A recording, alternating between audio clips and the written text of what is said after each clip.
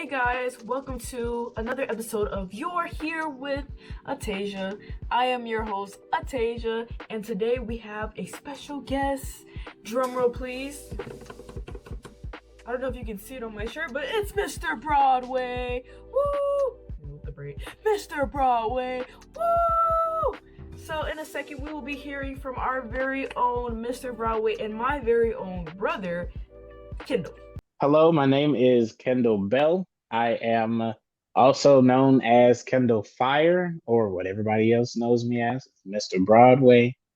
I have been, wrestling for 11 years, and I have been acting for, how old am I?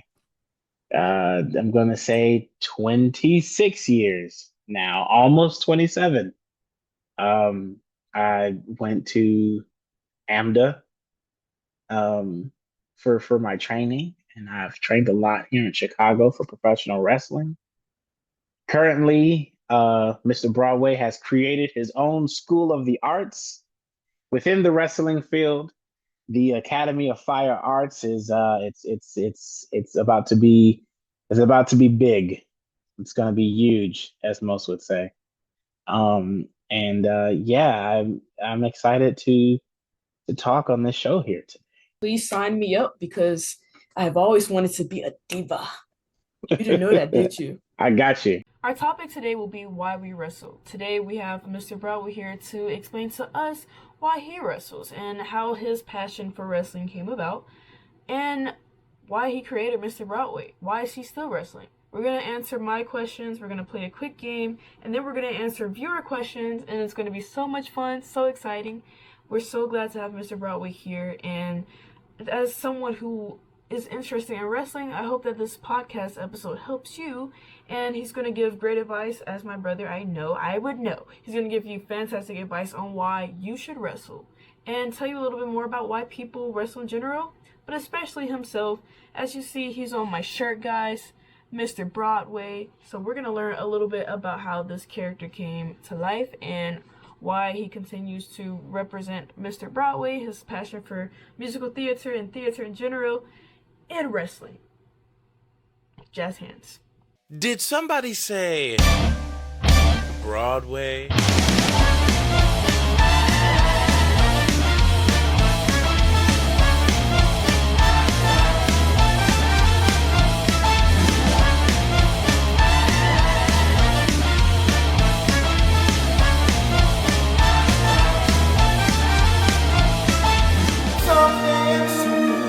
I'll make you proud of your boy. So try hard to make you proud of your boy.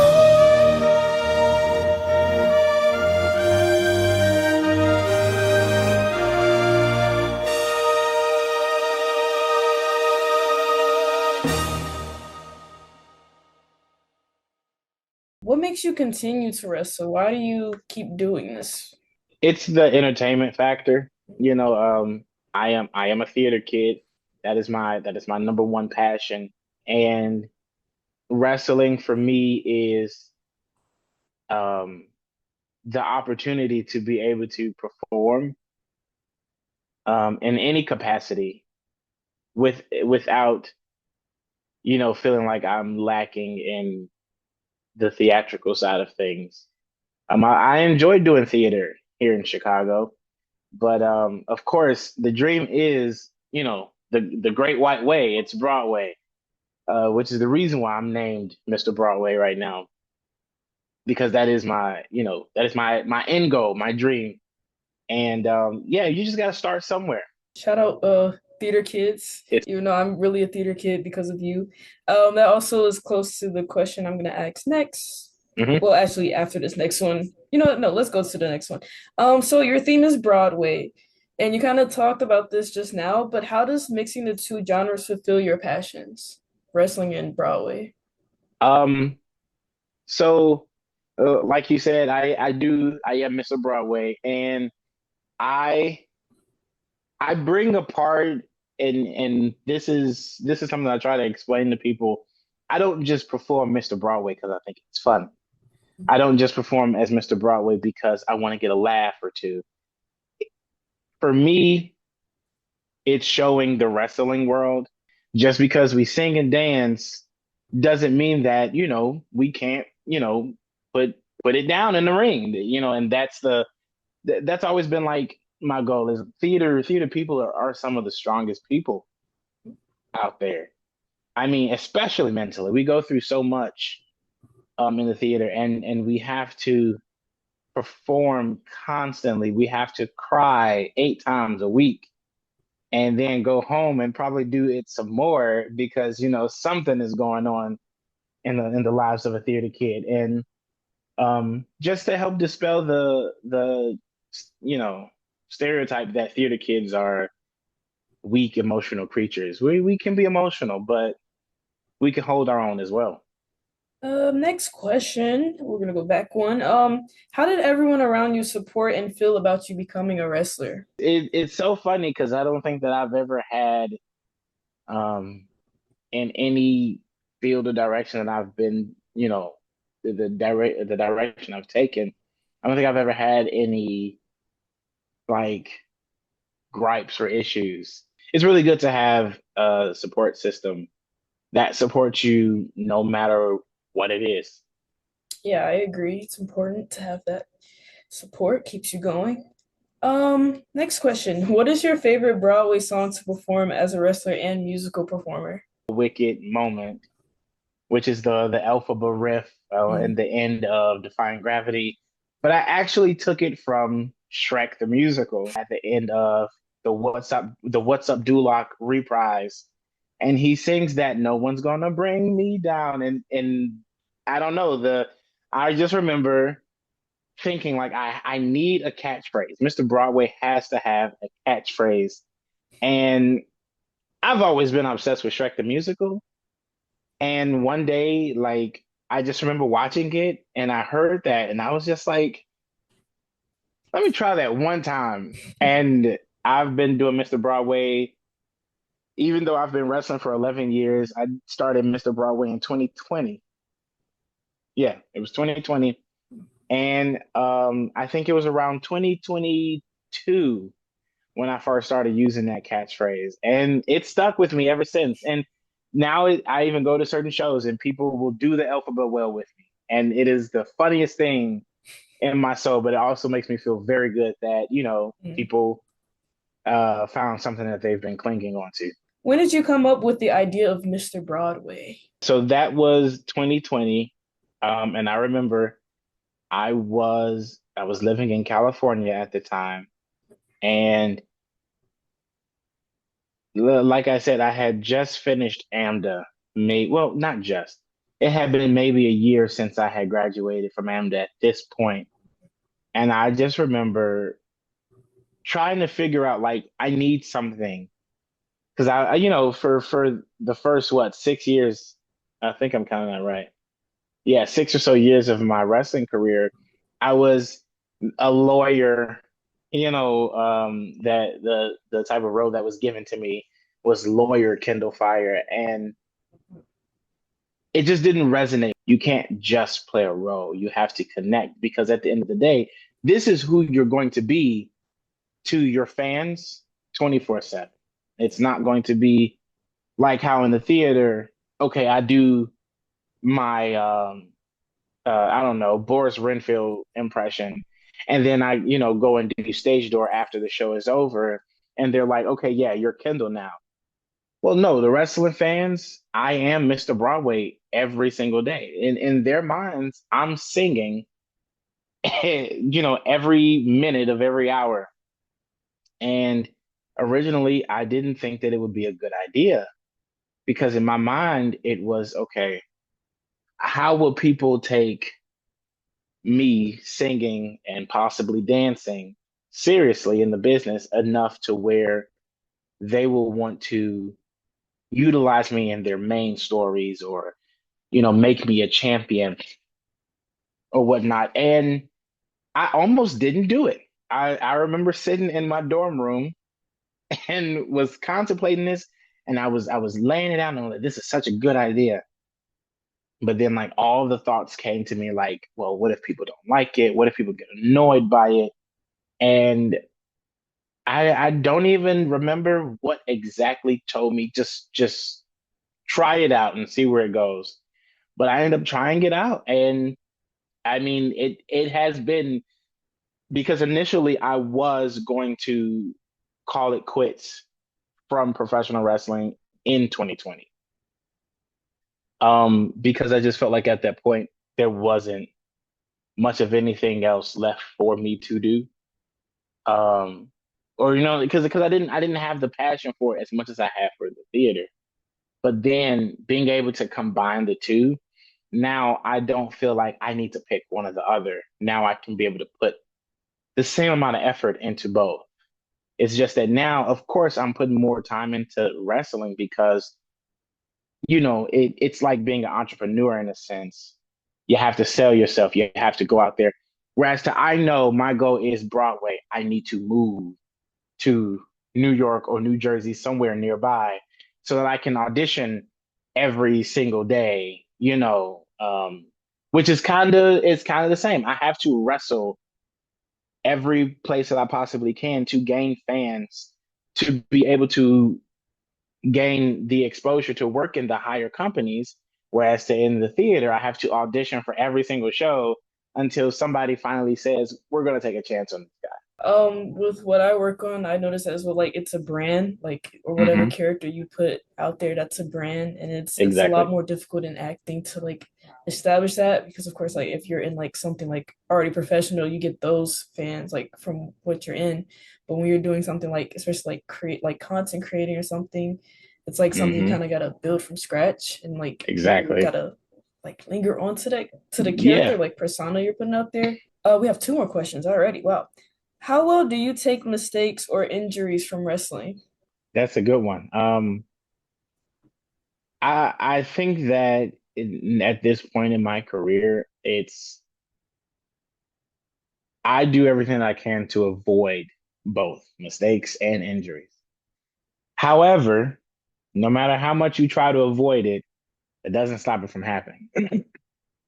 Sometimes the biggest mistakes come from miscommunication in the ring. And I feel like the majority of the time when there is a mistake that happens, it is trying to do something that you didn't necessarily need to do.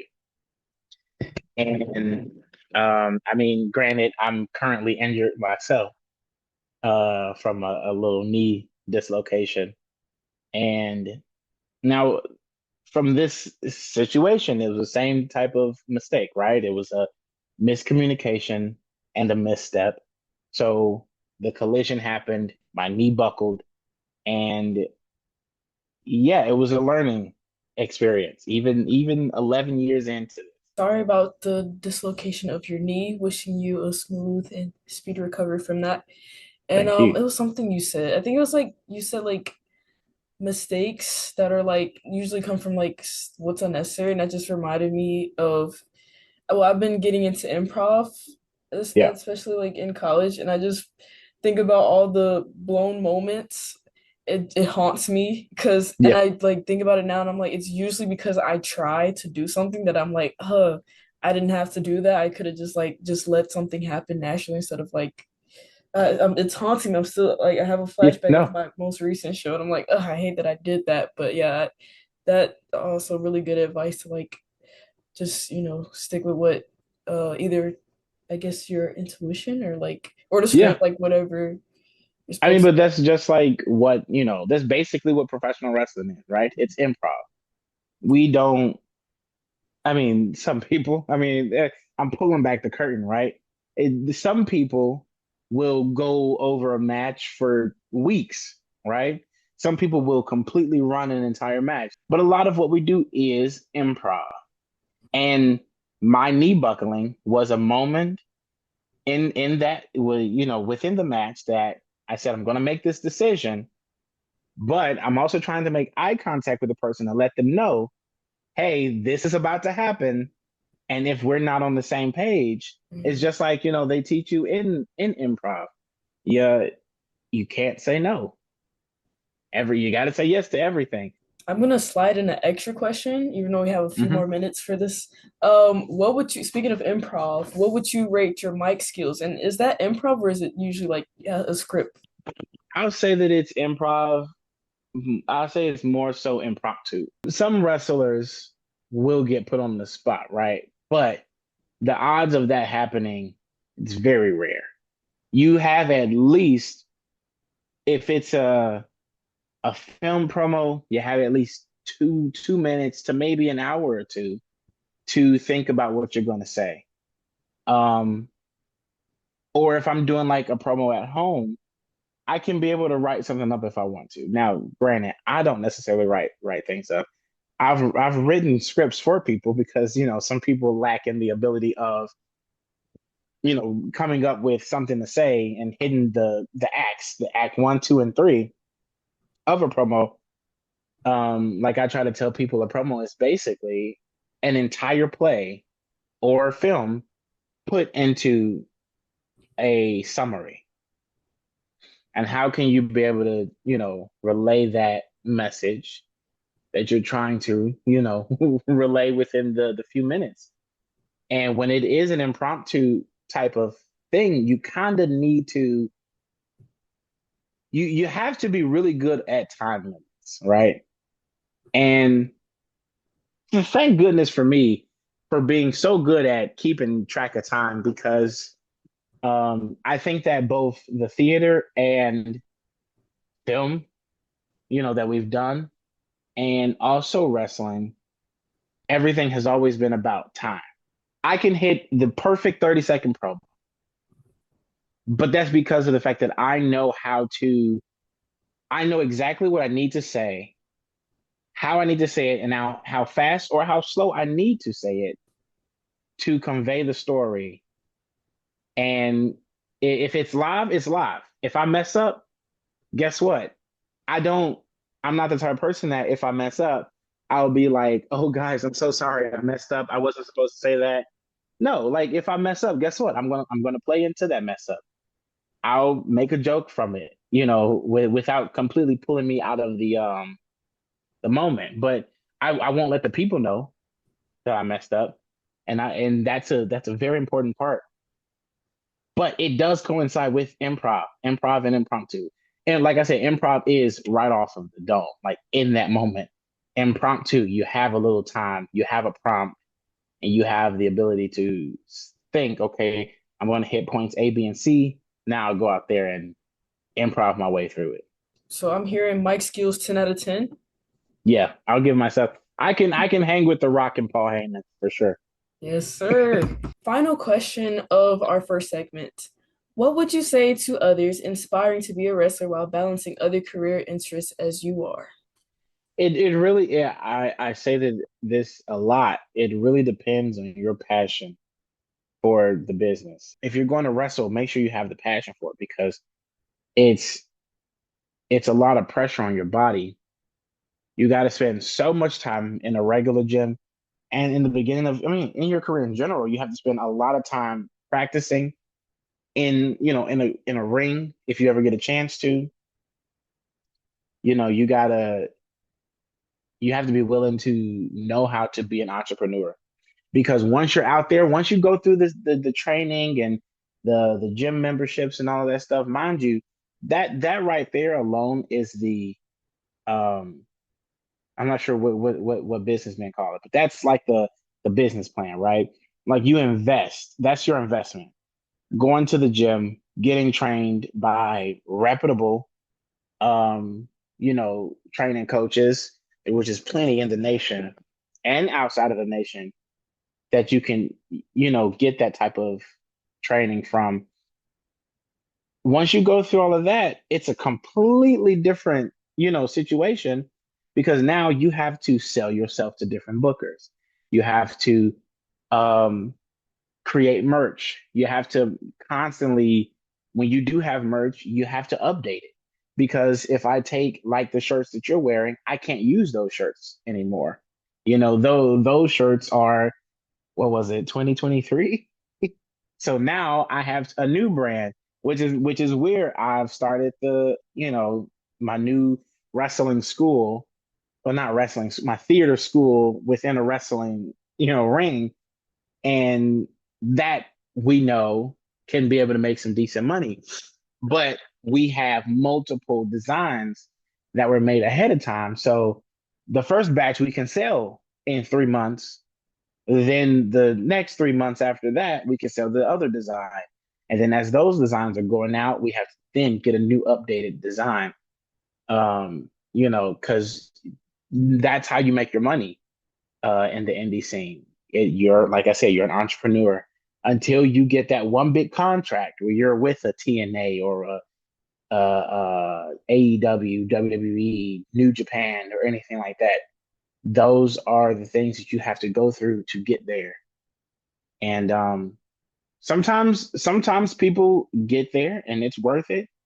Sometimes people are a-okay with where they are, on the indie scene. They don't need that big moment. They just love wrestling and they're going to keep doing it. But if you're absolutely trying to make a career out of it, think business first all the time. The cool moves and the really, really dope in-ring gear, they'll come. Think business first because you are selling yourself. Viewers, buy the merch. We could probably add like a little link. I also Yeah, need to we'll buy the get a link merch, out. the new merch. I think I have like a Broadway shirt. It might be from like 2020. It's like the one with the gold Broadway. Is that from 2020? Oh yeah, yeah, that one was 20. That was 22. I think that no, Wow. no, that was 21. My bad. 2021. Okay, so I need to get up to date too. So guys, buy the Yeah. merch.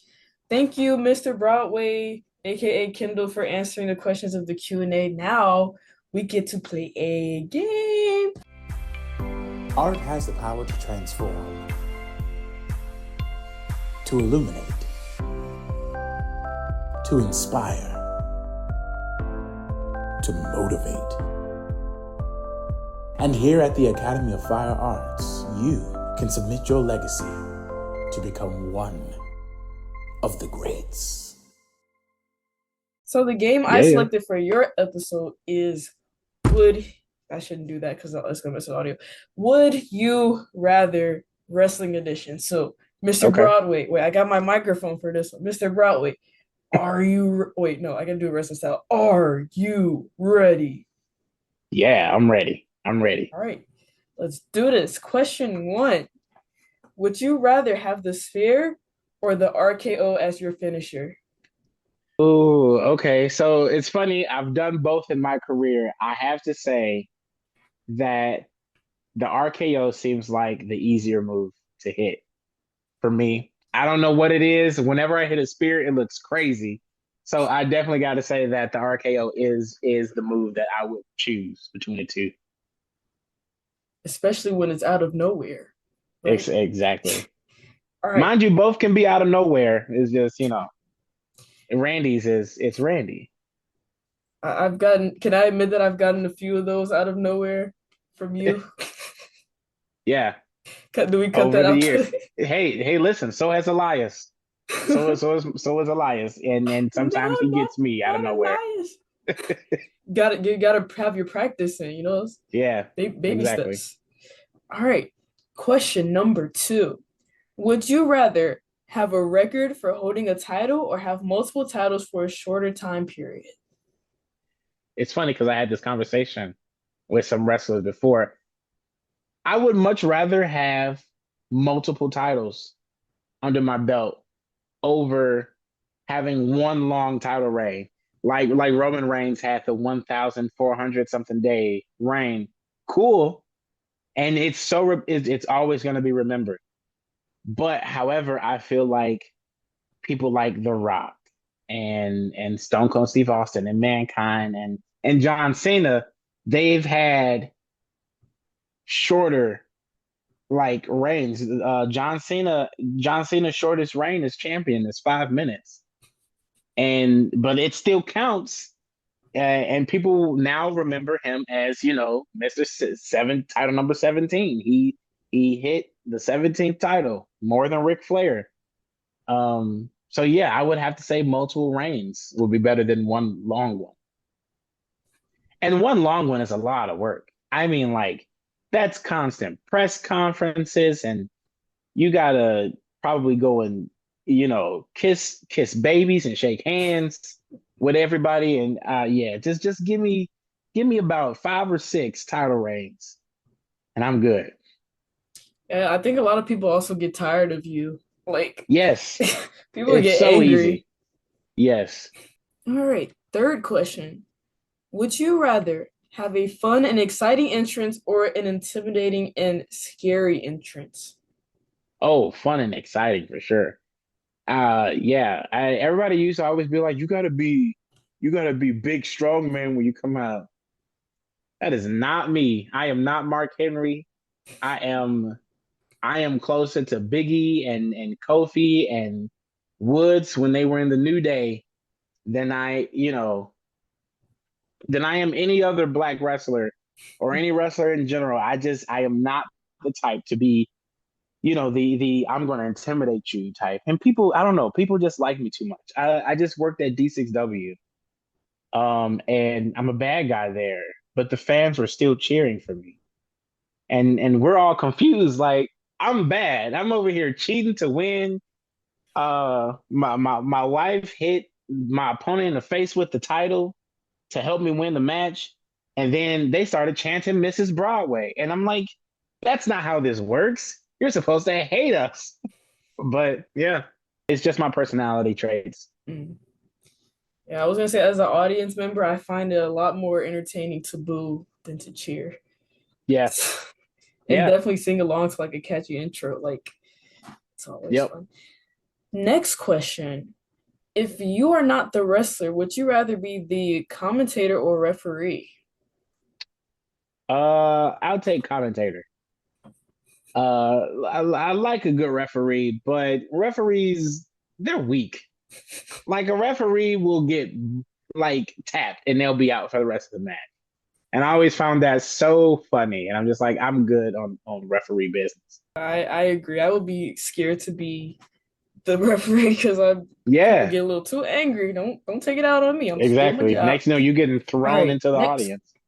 Oh, sorry. Did you say something? No, I said, yeah. And the next thing you know, you get thrown into the audience.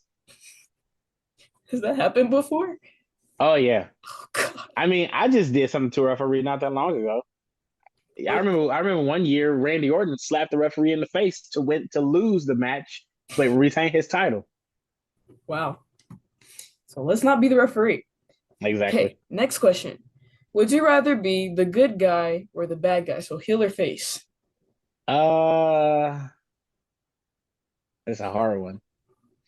I think that I enjoy being the good guy more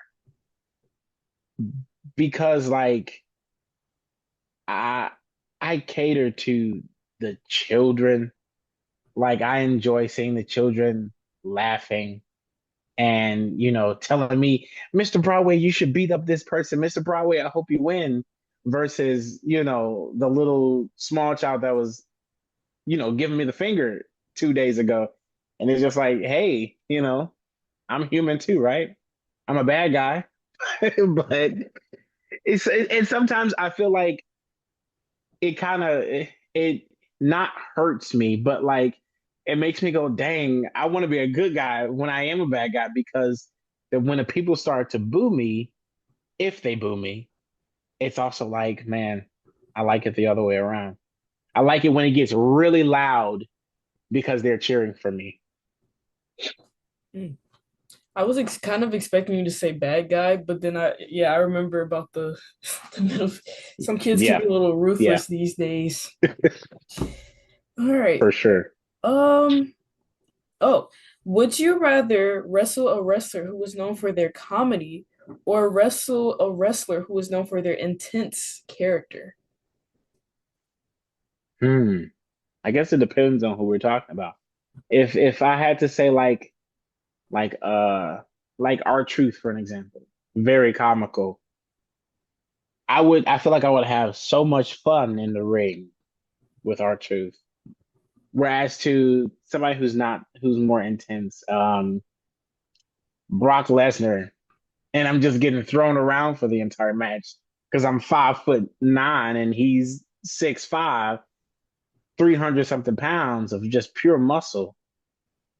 Yeah, I'll take the fun guy. Yeah, I was just watching the R-Truth versus John Cena. Just Yeah, the entrance, that was enough for me. I was like, this is yeah. comical. Would you rather have a wrestling match with a champion who has a long undefeated streak, or a wrestler who has a notorious losing streak but is determined to win? Huh. I guess it depends on the outcome of the match, right? Um, if I'm facing somebody who has a losing streak, then nobody's thinking about me, right? Like they're thinking about, is so and so going to win? Um, they did a storyline like that. I think it was maybe I don't know. I don't remember. I just remember it was Zack Ryder and his tag team partner. I forgot the guy's name, but his tag team partner was on a losing streak, and he had lost 400 and something matches back to back. And at WrestleMania, him and Zack had a tag team title match, and they won the match, and the crowd erupted. I couldn't tell you who the opponents were though, because we were so focused on, is he going to finally win a match? Um, Whereas to if I'm facing somebody who's undefeated, they're gonna be thinking about me like, oh my God, is he gonna be the one to actually end this streak or whatnot? Which is now if it's the Undertaker, yeah, you can count me out of that. I still to this day don't think that the Undertaker should have lost his streak, but yeah, I would say I would definitely prefer to face a undefeated champion. That's brave. Okay, three more questions left.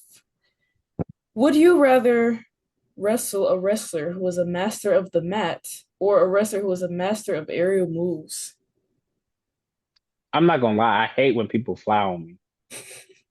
It is, and I don't care about your size or anything like that. I just hate, it's so much pressure when a person is coming down on you.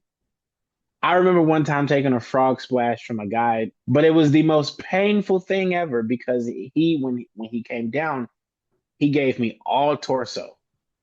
But it was almost like just throwing a brick house on my stomach, and it was painful.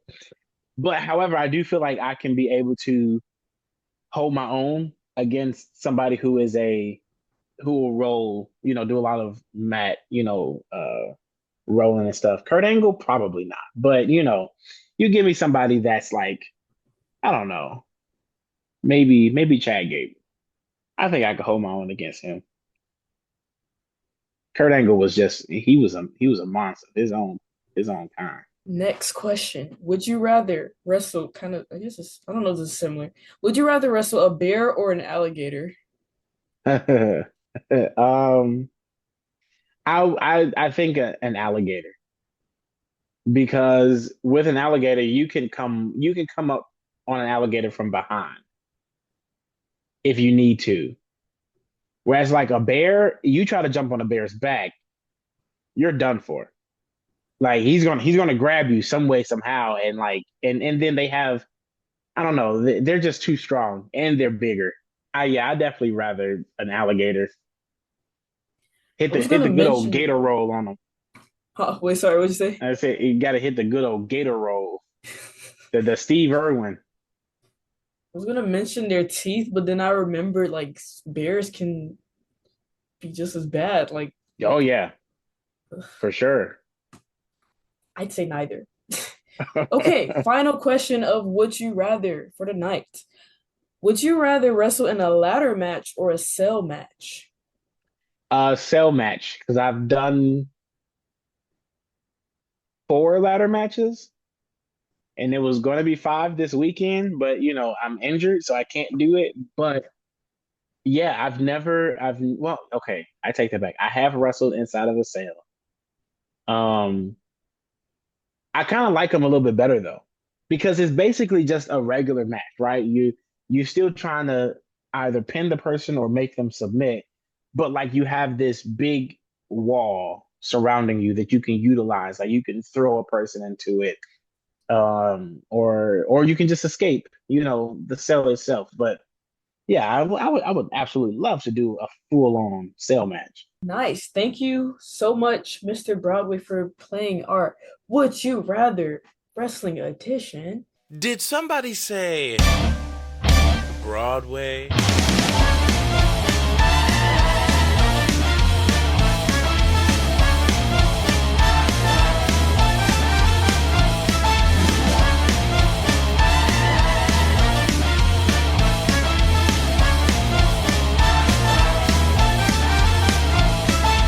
Someday soon I'll make you proud of your boy.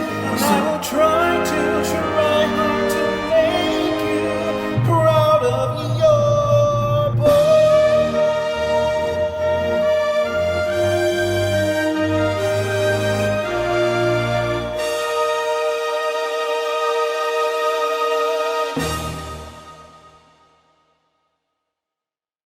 We're gonna go to our next segment, which is our viewer Q&A.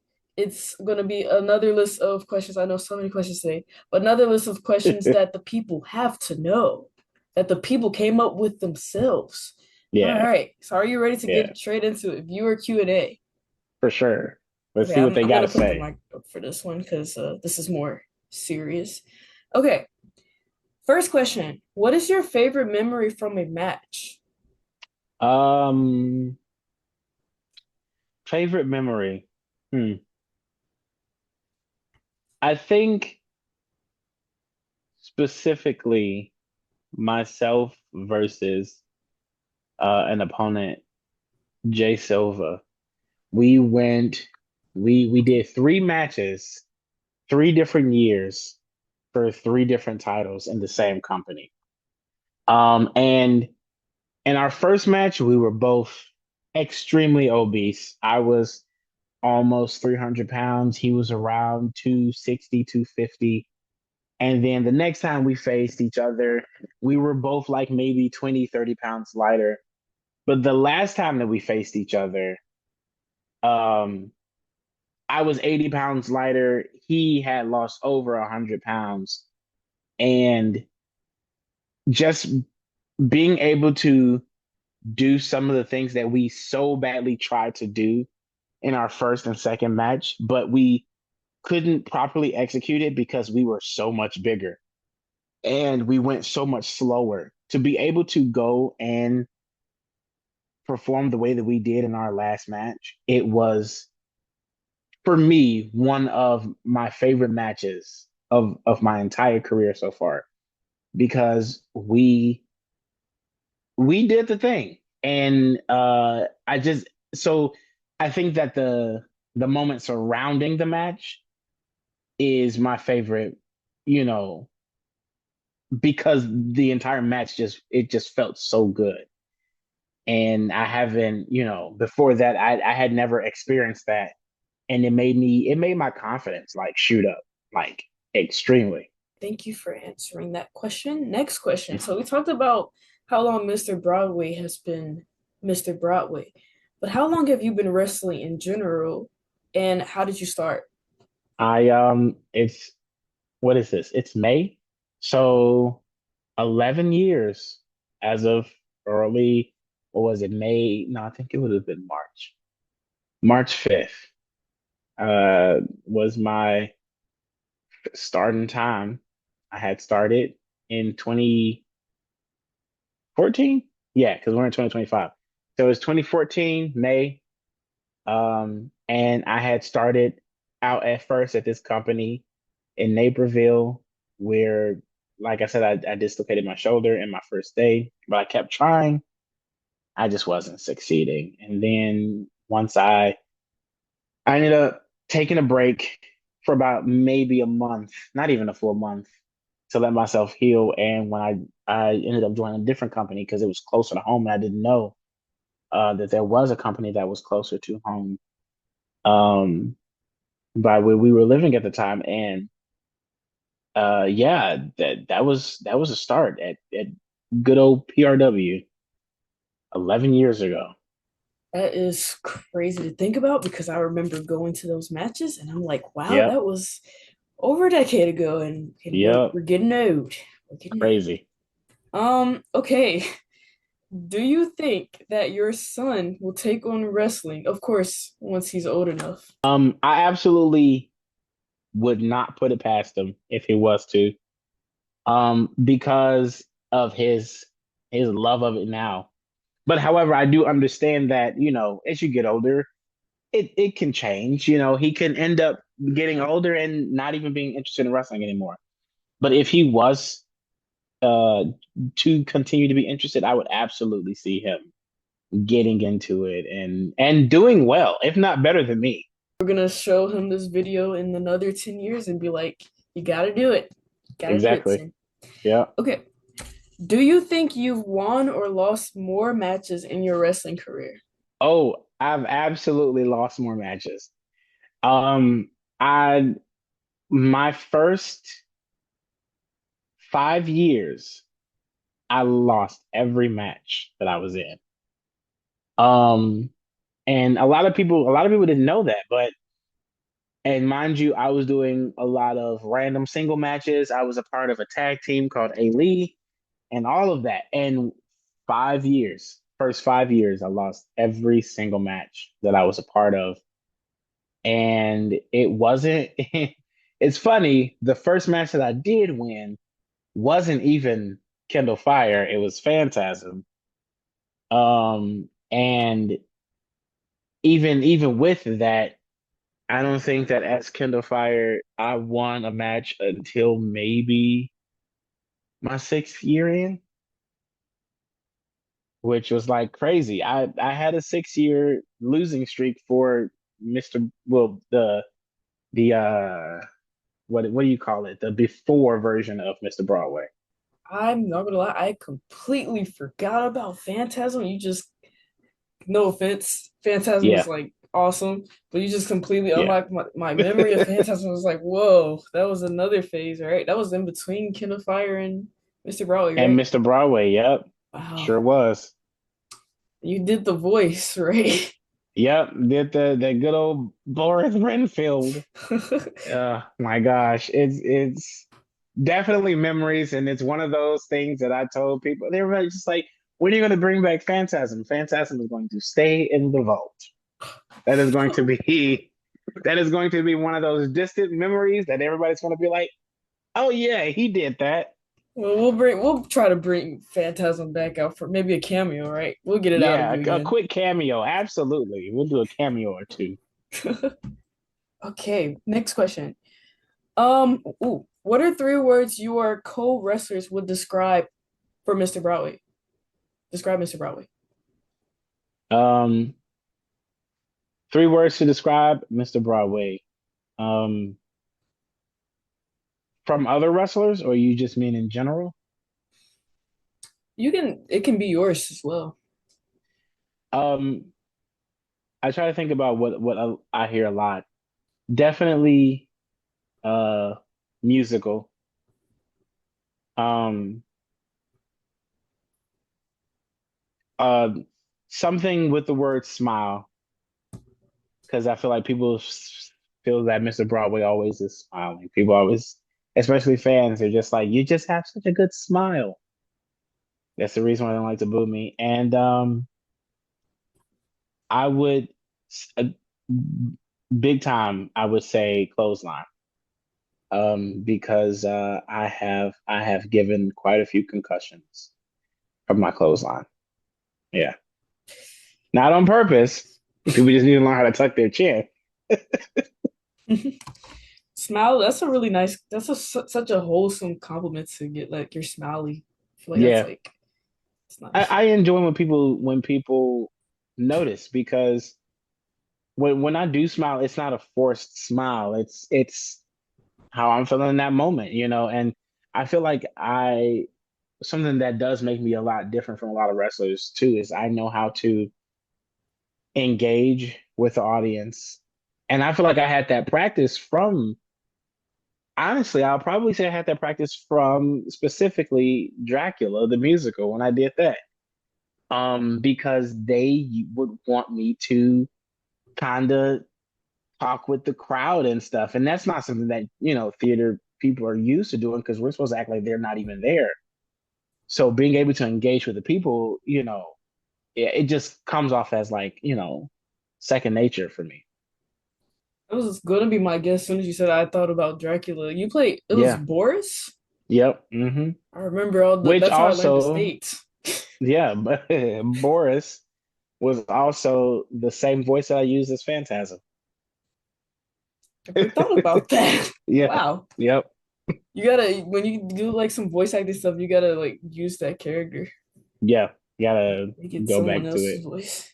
What are three words your co-wrestlers would use to describe you? Hmm. Good one. Um,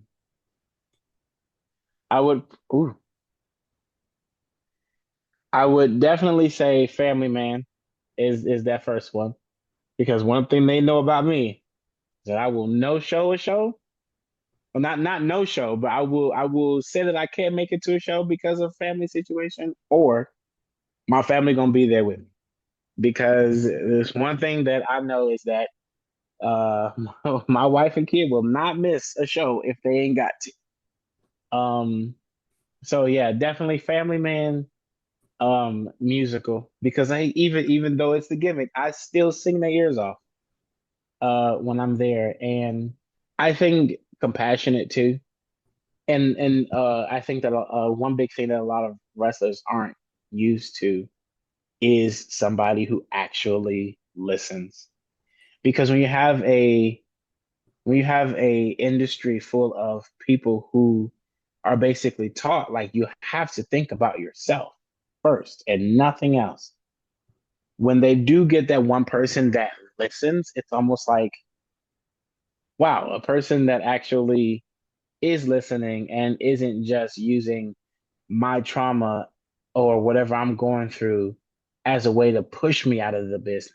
I've never been one to want a person to be if you're depressed, you take your time. You do what you got to do so that you can be able to bounce back. If you're able to bounce back, just because you want to do this does not mean that you're always going to be ready. It might take you some time. Don't force yourself. And I always tell people, like, this business is always going to be here forever. Wrestling has been around since, what is it, the Greco-Roman era? It will continue to be around. And take your time. That's how I even look at, my own injury right now. I'm taking my time. And guess what? If somebody's just like, well, we don't want to book you anymore because you're injured. Cool. That's less time that I got to worry about, you know, traveling to a show. I can stay home with my family. Yeah, time helps with everything. I will use those three words too, especially like family man, because like babysitting the nephew, you can Yep. definitely tell he's been to a lot of shows. Oh He yeah, picks up for on sure. everything like the Broadway chant. So love to see it. Hmm. Next question. How do you handle booing crowds while wrestling? Kind of talked about this earlier. I actually find it so humorous because one thing that I used to love was playing the bad guys in the theater show, right? Like Scar. Scar was one of my favorites. But while people hated Scar so much, they loved me. And there are times when I'm like arguing back and forth with a fan and they're booing me and I'm, saying whatever I say to them, but they just can't stop smiling in the middle of it. And I feel like I be trying so hard not to break character because it's like I know you low key don't want to boo me. I'm making you smile too much. I'm making you feel something. That's all that matters to me. Because I would much rather have fans that don't know if they should boo or cheer for me because they like me as a person so much, rather than to have an audience of people who are just silent. Yeah, it's funny these days how much people love the villain more than Yeah, the hero, like completely. Like I said earlier, I have so much fun saying boo for some reason. I don't know. Like I like yeah. heroes too, but it's something about the bad guys. I don't know. It's a little easier. Next question. What wrestler from any company do you want to go against in the future? People would be like, "What?" I think that I would say MJF from AEW. I think that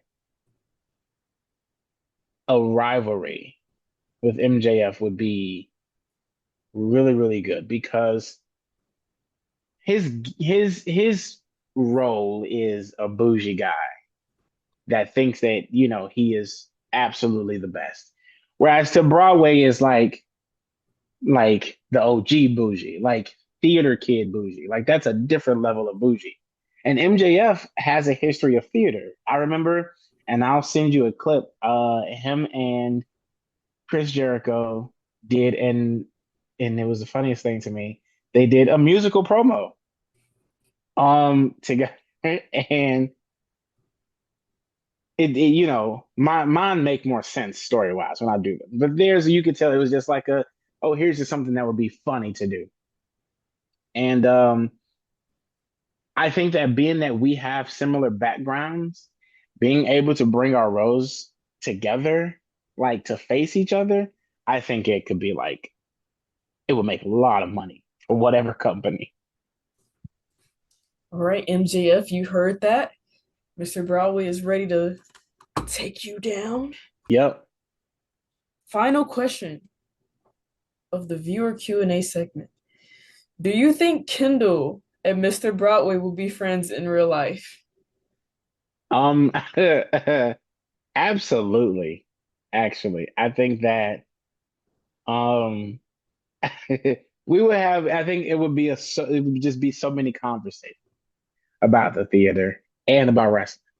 That would be like one case of my life where I can be able to talk to somebody about both things and we can be able to relate. For what did they say, kicks and giggles? Yeah. What about Kendall and Kendall Fire and then Kendall and Phantasm? With the OG Kendall Fire, absolutely. I don't think we would have made it past the first conversation.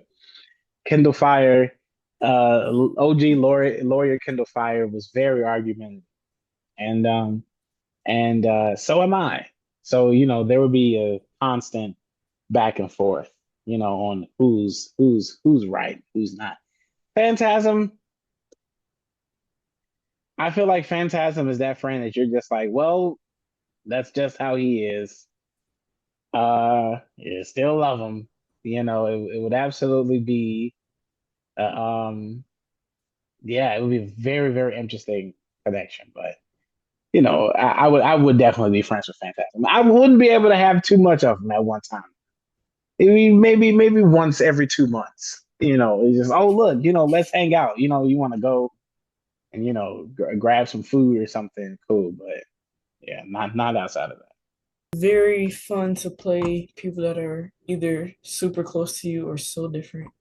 Absolutely. Art has the power to transform, to illuminate,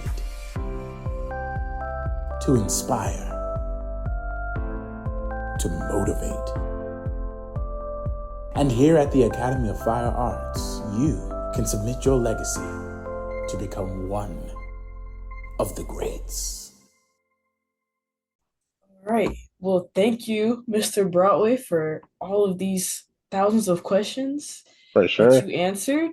Before we go, our final segment from you would be just a quick message to your viewers, whoever's watching. What would you like to say to them? I would love to say that it is never a good idea to limit yourself in life. And it doesn't matter what it is that you choose to do. It doesn't matter if it seems like it's too much on your plate. Just because you may find yourself in a position where you're overwhelmed, it doesn't mean that you must limit yourself. That just means that at that point you have to learn how to you have to learn how to make everything work. Because if you don't, you just say, I'm just going to give up. I'm just going to let things be. I'm going to give up I'm going to give up A, B, and C, but I'm going to keep on with D and E. But it's like, then that's all you focus on. You focus on D and E. And then A, B, and C starts to get neglected. And later on in life, you're like, man, I really wish I had stuck with A. Man, I really wish that I had did a little bit more with B. You just have to be able to find a way to navigate through it all. And this is life in general, right? I could have been like, you know what? I want to do professional wrestling. I want to be married. I want a kid. I want to act. But then I can be like, but it's all too overwhelming to try to maintain at one time. So I feel like I need to give up one. Obviously, can't give up the kid and the wife. So then what that leaves me with, the two things that make me as an individual happy, right? Because yeah, I could be happy all day with family, but what's making me happy as an individual? That's the theater, that's the wrestling. And if I stop doing the things that makes me happy as an individual, I won't be able to be happy with my family. I won't be able to be happy for my family, I should say, because ultimately everybody has their own.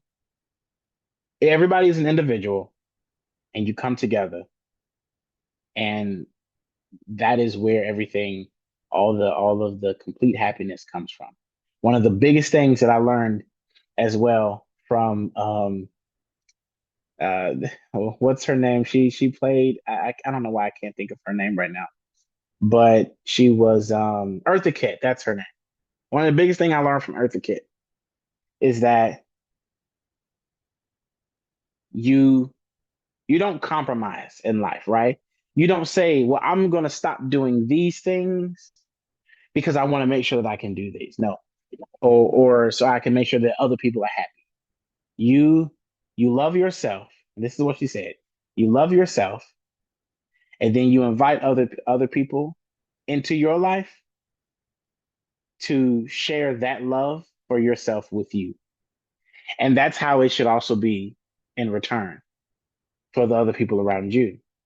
If everybody loves themselves, you come in and somebody else can come in and share. I can come in and share that love of you, the love for you with you, rather than everybody trying to manufacture some sort of love, trying to grab love from other people. Well, if my parents love me, that's all the love I need. You gotta love you. You gotta have some sort of love for yourself first, and then everybody else can come in and they love you from there. I love me, and that's the reason why my family can be able to travel with me, and that's the reason why I'll go to a theater show, and they'll be like, "Oh yeah, your baby could sit in on a practice, even though he's loud." They do it because at the end of the day, I love what I do, and they're there to support me. They're there to share the love that I have for myself with me, as I do the same thing for them in return, just so that I can make sure that everybody remains happy. Because happiness is absolutely something that you create for yourself. All right. Yay. Thank you for the much needed advice. I've been trying to do this podcast for 3 years, so definitely need it because now we're finally here doing it. It's my Yeah. first ever interview. Well, I did an interview with myself. We're not going to talk about that, but this Well, is my first you ever start somewhere. Yes, true. Yeah. And I'm very excited to be doing the start. So thank you so much for joining me in my first season of the You're Here with Ataysia podcast and my first ever actual interviewee besides me. And I hope you Absolutely. enjoyed this time. Perfect timing because it's Sure. nearish 11. And Yeah. as I enjoyed being the interviewer today. So thank you so much. And that's the end of it. All righty. Art has the power to transform, to illuminate, to inspire, to motivate. And here at the Academy of Fine Arts, you can submit your legacy to become one of the greats. Thank you guys so much for watching this episode of You're Here with Ataysia, the podcast. Thank you again, Mr. Broadway, for joining us as our special guest. And I hope you guys continue to watch. Make sure you guys follow, like, comment, subscribe, share the podcast. We will be back again with another guest for another episode. And I'm so glad that you guys watched. You guys made it to the end. Congratulations. Go to support our sponsor of the episode and support Mr. Broadway on his wrestling journey. I'm keeping that in. We're not editing this one. Support him on his wrestling journey. All socials will be added on the screen, and support me as well as you guys continue to watch this podcast and see what cool things we'll be doing. Games we'll play, questions we'll answer, people we'll see as our guests, and then of course there's me. Thank you for being here with Ataysia. I will see you guys next time. Mwah!